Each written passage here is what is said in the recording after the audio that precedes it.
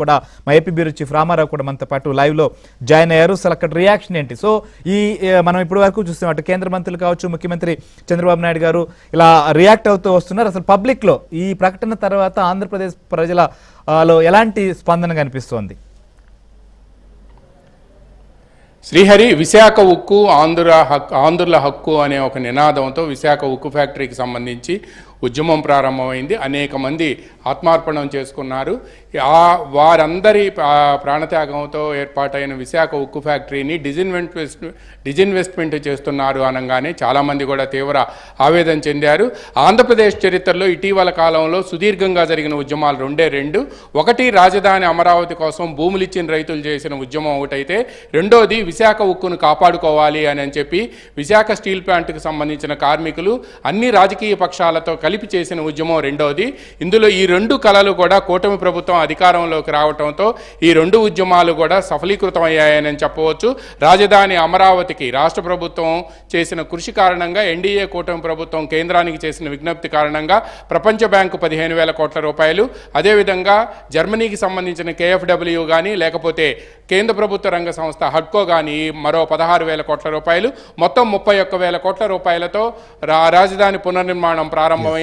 అదేవిధంగా విశాఖ ఉక్కు ఫ్యాక్టరీ మీరు చెప్పినట్టుగా వాజ్పేయి హయాంలో ఉమ్మడి ఆంధ్రప్రదేశ్కి ముఖ్యమంత్రిగా చంద్రబాబు నాయుడు ఉన్న సమయంలో 2001-2002 ఆర్థిక సంవత్సరంలో దాదాపుగా 1,333 కోట్ల రూపాయలు అప్పుడు రివైవల్ ప్యాకేజీని ప్రకటించారు.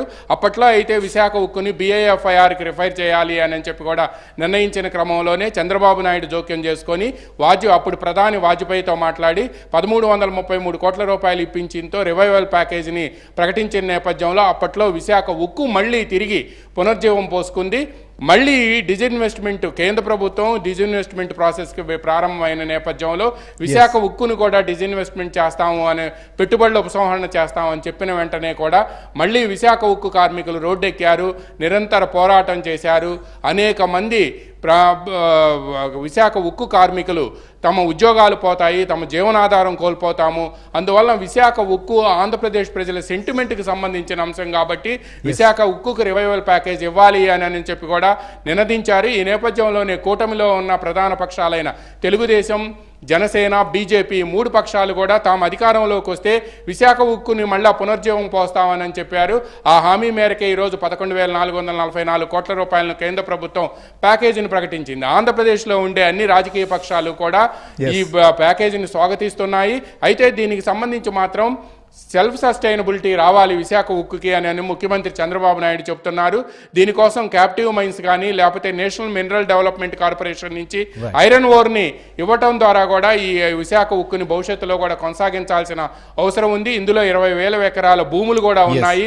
అది బ్రహ్మాండమైన సంపద కాబట్టి తప్పనిసరిగా విశాఖ ఉక్కు ఈ రివైవల్ ప్యాకేజ్తో భవిష్యత్తులో ఉజ్వల భవిష్యత్తుతో ముందుకు సాగే విధంగా చూడాల్సిన బాధ్యత ఉక్కు కార్మికులతో పాటు అక్కడ ప్రొఫెషనల్ మేనేజ్మెంట్ నియమించాలని కూడా చంద్రబాబు నాయుడు. మరొక అంశం, ఎందుకంటే మనం చూస్తున్నాం దీనికి సంబంధించినటువంటి డిస్కషన్